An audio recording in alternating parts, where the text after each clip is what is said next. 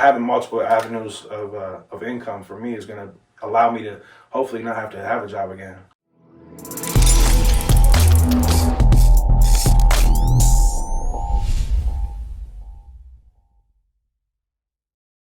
I own a window cleaning business.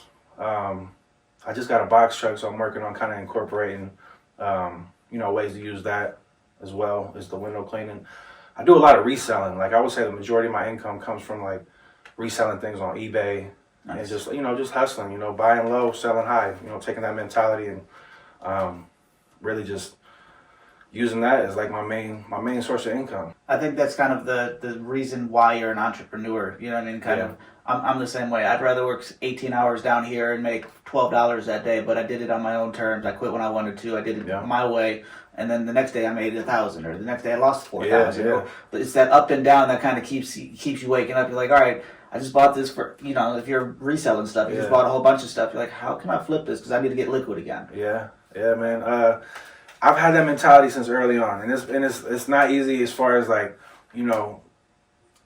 it takes a certain person to build a relationship, like as far as having a girlfriend or something like that. It's not easy, for everybody to deal with. My baby mom, I got a daughter, I got a 5-year-old, and that was one of her biggest things was like the stability of it, but to me, I enjoy that. Like it's not a lifestyle for everybody, and there's still things that I'm working on, to become better as far as like I can still do what I'm doing, but still have some, more stability in it. And that's why the business side, reselling things, there's really not a whole lot of stability in reselling things because you're constantly having to look at different places to find stuff, but it's out there. So I always tell people too, like I always encourage other people like that, whether they hate their job, because that's, a lot of it comes too from having jobs that you hate, right? And I've had jobs that I made really good money, but it was like, I knew I could make that money. I break it down to an hour. I'm like, okay, if I'm making 20, 25 an hour here, well, if I spend that same hour on my own sourcing a product and reselling it on eBay or whatever like that, like there's really no limit to your potential on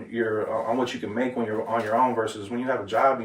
That's what you make, and you're looking forward to having a 1% raise every year. You know what I'm saying? So like I learned pretty early on that I was never going to be happy with having like a normal, a normal income.